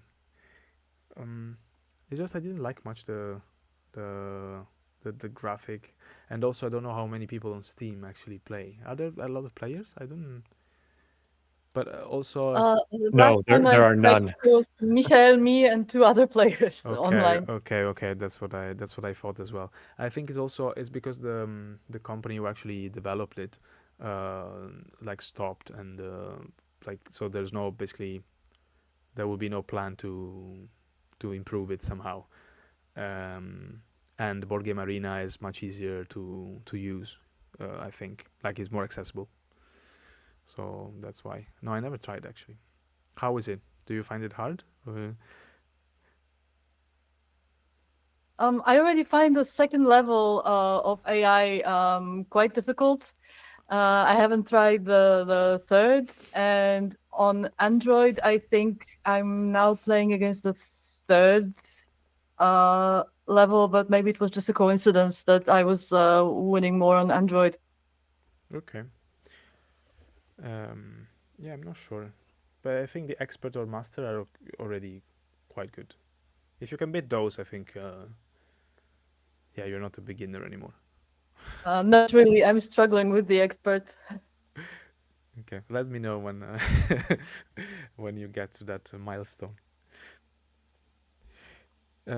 Anyone else?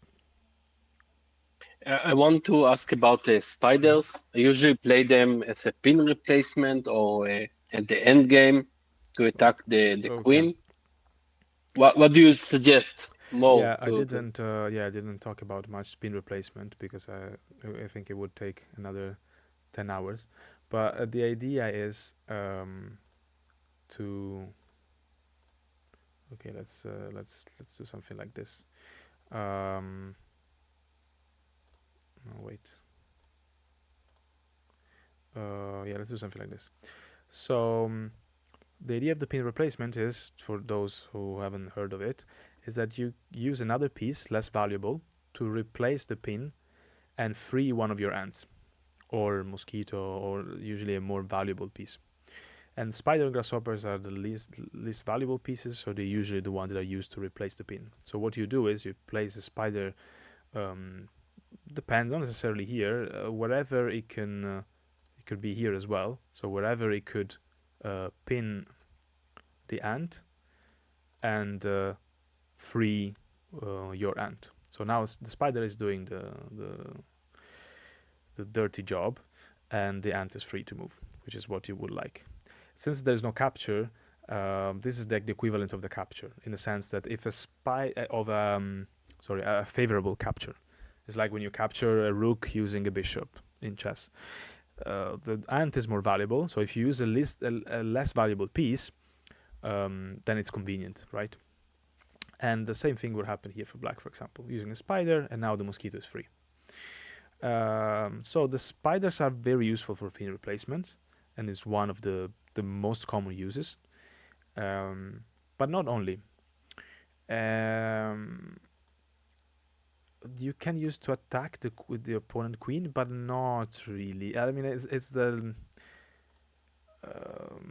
it depends, but it's more useful to attack other pieces in the long run. So, for example, you can use a spider here to attack the queen, but as I said before, it's so rigid that black can place a piece or a pillbug, as we said before, and now the spider is actually not attacking the queen, and there is a trigger spot here as well. So it's an elbow pin. Since the spider cannot move one space, it cannot decide, oh, okay, I get into a inline pin. You have to keep this elbow pin basically. So yeah, it's not great for that. What else? Actually, I made a video about it. How to use the spider. What to use the spider for. So yeah, go watch the video. But the pin replacement is the main thing. There are well, you can use it in the opening, in some openings, but you don't want to place the queen next to the spider. You will place another piece. This is what they usually called buffer opening, because you basically use the spider as a buffer between your and the opponent pieces. You say, okay, I'm gonna play with the ladybug in a defensive position. As I pretend as if it was the first piece that I played next to the queen, but I put another piece, the spider in this case, in the middle, because it just gives me more space. I have more spawn points around compared to if I just put the ladybug next to the other ladybug. So in this case, yes, but in other cases, what else? What else? No, okay, mainly this.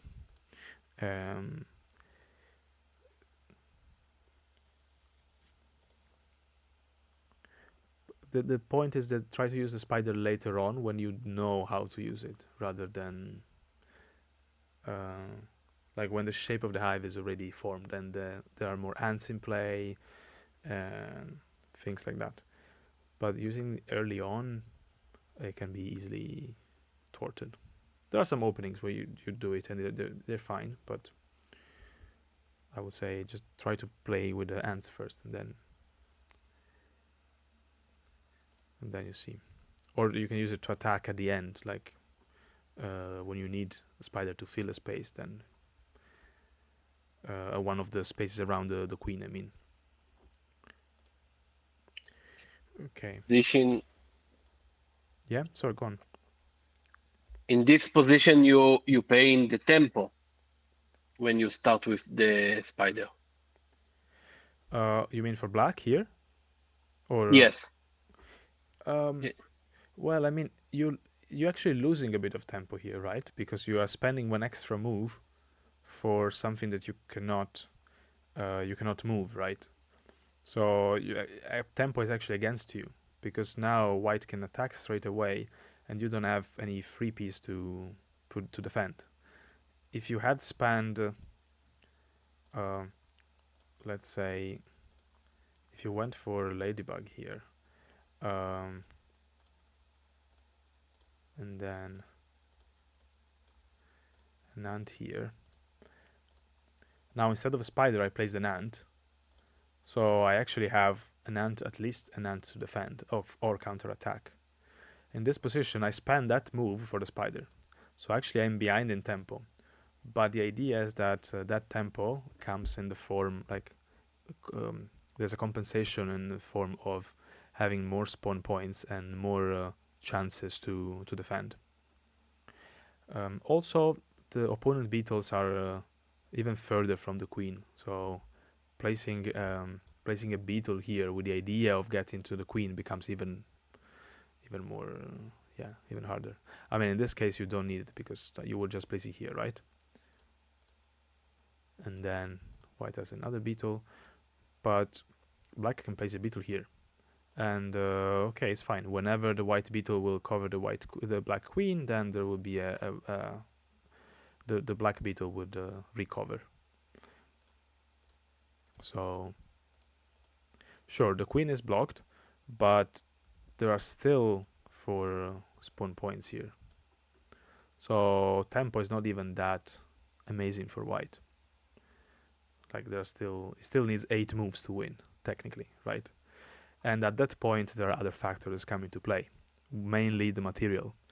If you don't have enough pieces to win, you cannot win. That's the main point of the material. So if black can pin and block your opponent pieces before it fills all the spaces, it doesn't matter if white has more tempo.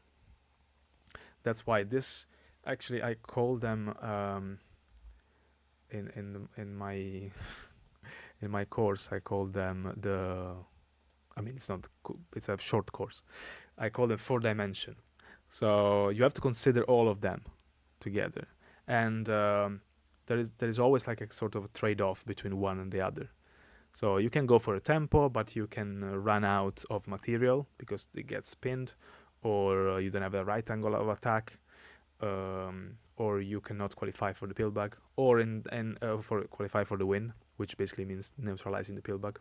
Qualification for the win is the way that Judoka would call it in his book.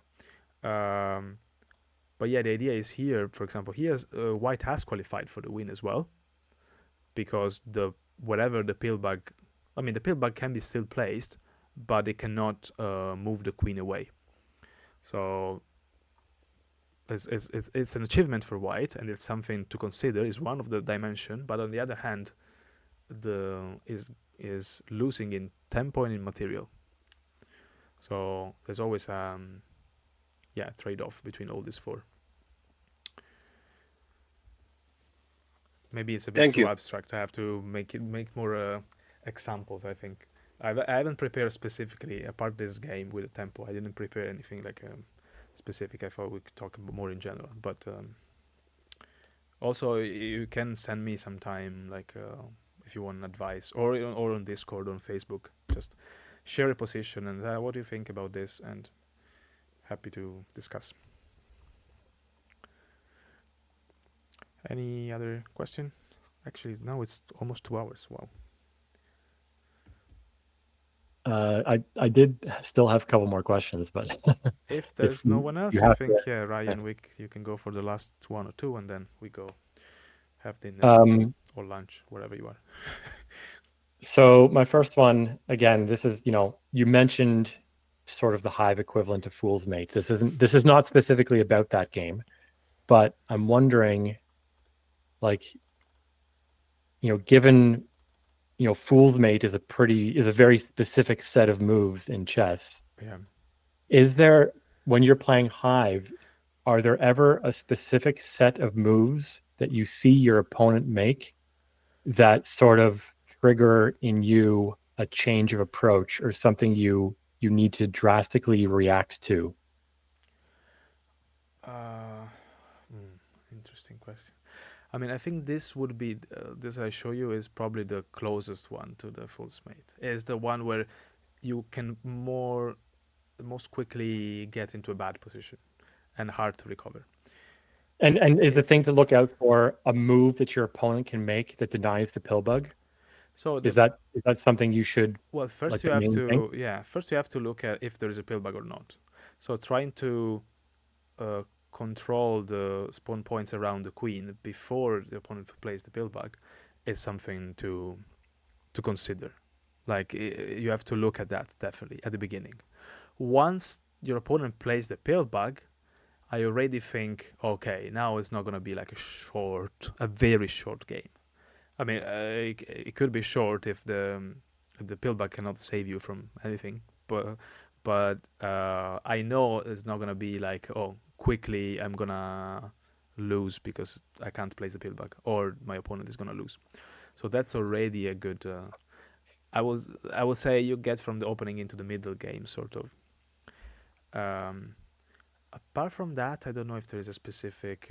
I mean, again, having the ant next to your queen is also it should ring you a bell, like whenever there are ants around around the queen. Even if white decided to go for a Pillbug, the game will be definitely longer and different, and maybe white will win as well. But this is an asset that you have, like. Right. Yeah, it's definitely there. At very least, you're pinning the ant, right? So, and it's something that you would probably do anyway. You don't have to do it. You can say, okay, place another ant instead. But I would say there's a free thing that you just play and you don't even think about it. It's okay. Yeah.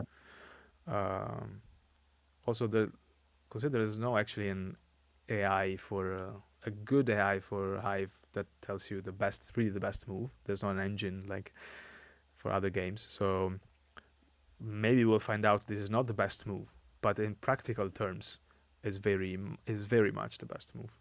At the very least, because he forces White to think about the situation, and now you have two ants. Actually, White cannot like attack with a beetle so easily. Like 2 beetles, 2 ants. Yeah. There's another rule of thumb.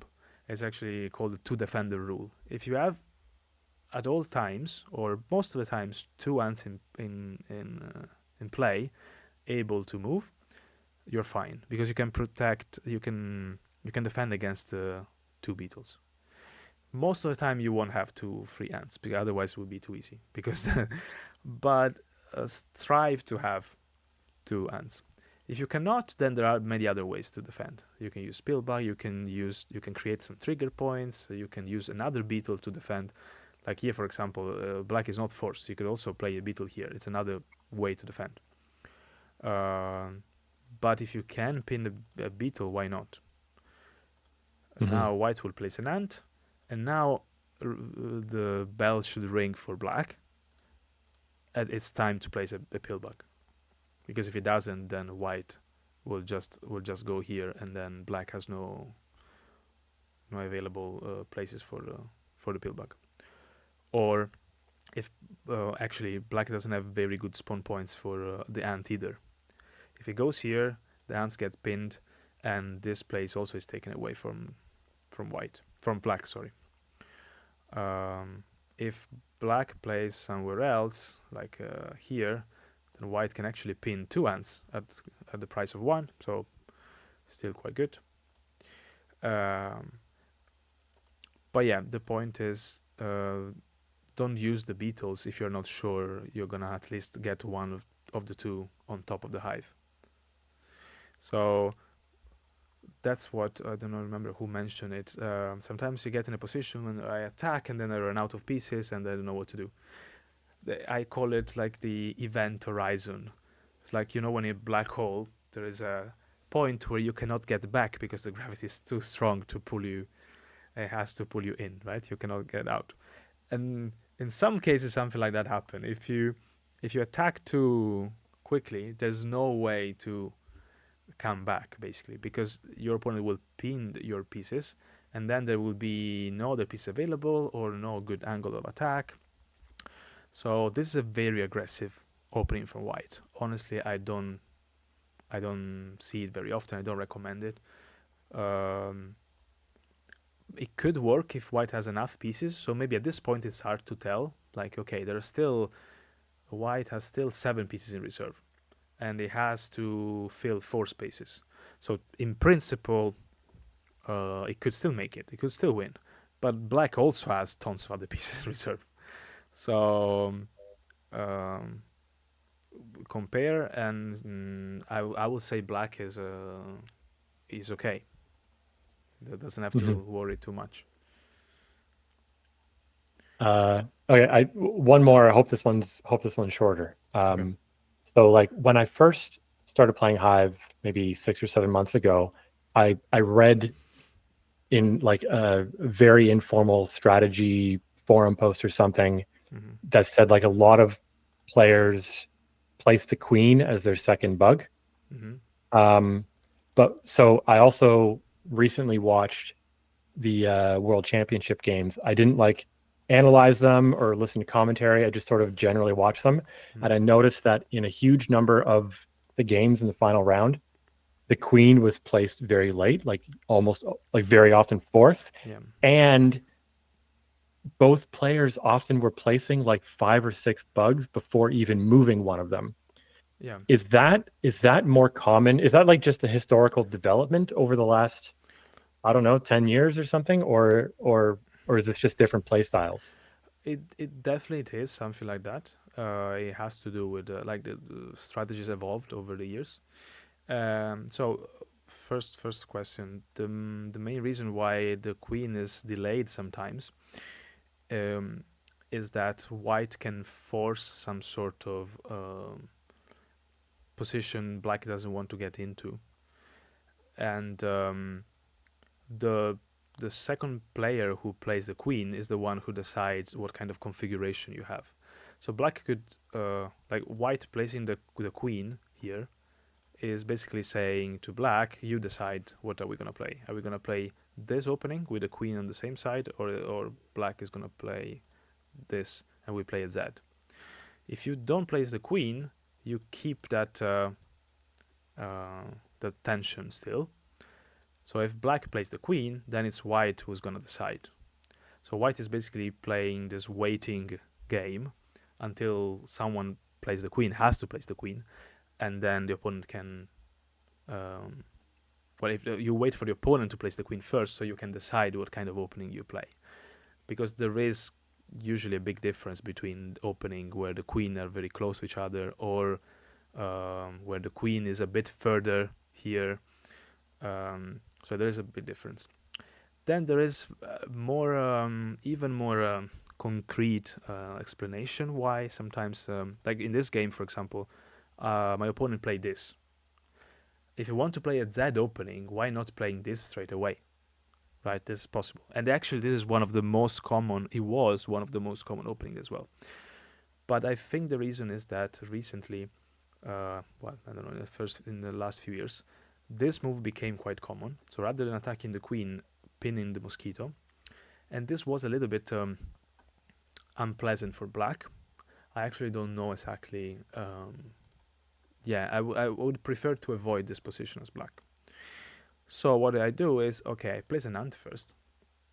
So if white goes for this, then I get in a similar position, but it's not exactly the same because the ant is here, and I could have not placed the ant if we were in the previous position. So actually, the mosquito is not pinned. The mosquito can get out. Of course, it will come out at the cost of leaving the ant pinned, but at least the mosquito can come out, and you can complete the pocket. So you're more flexible. Of course, white can play other moves. It can play this, for example. So still pin the mosquito and actually force the queen to get in this position, which is not probably what black wanted initially. So it's a matter of move order, and I mean this becomes a complicated. But yeah, the main reason is try to avoid some position that white would like or could like if you play with someone well, and they always play this kind of opening, so I want to avoid it. I try to play something else. I play a waiting move, and then but at some point you have to play the queen, of course. At the fourth turn you have to play. This is the reason. But also probably, yeah, in general, I think it became more clear over the years that, again, attacking straight away the queen is not necessarily gonna bring you a better game. So this one was very common at some point. You can still play it, but basically what white is saying is, I'm gonna attack the queen, right? I'm gonna focus on attacking the queen straight away from the beginning, which is also more aggressive, and it's easier to how do you say, burn the bridges.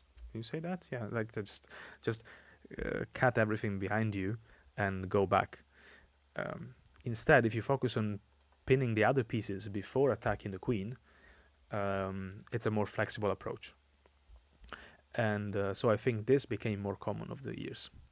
And in general, placing more pieces to create your own setup, if you can, why not? Just go for that and then attack. By the way, I didn't explain, but I think you know already why attacking here and not attacking here, for example. Definitely not this, because then the queen is not pinned. I mean, it's not really bad, but the queen is free to move, so it could move away and potentially pin the ant as well. This is an option, but it's not very common because you leave this spawn point available for black. Instead, when you place the ant here, you prevent black from placing anything here. So also you prevent actually black from placing a pillbug there. Now the pillbug has to go here, or he has to wait for later. And often black just plays the ants first, and then okay, the pillbug will come in a bit. No rush. Yeah, I just did the one. I gave for granted that this was the best way to attack, but I didn't explain why. Or at least this is the most common. Okay, I think that was a long session. I thought just an hour, but now it's 2. Unless there is a very quick question, I think we'll just close it here. And I hope it's fine if I post it later on YouTube, so other people can, I think, find it useful. I hope to see you around wherever you want to play, whatever platform or whatever social media. Let me know if it was useful, or we could do something a bit more advanced as well. I was actually trying to do it at some point with someone.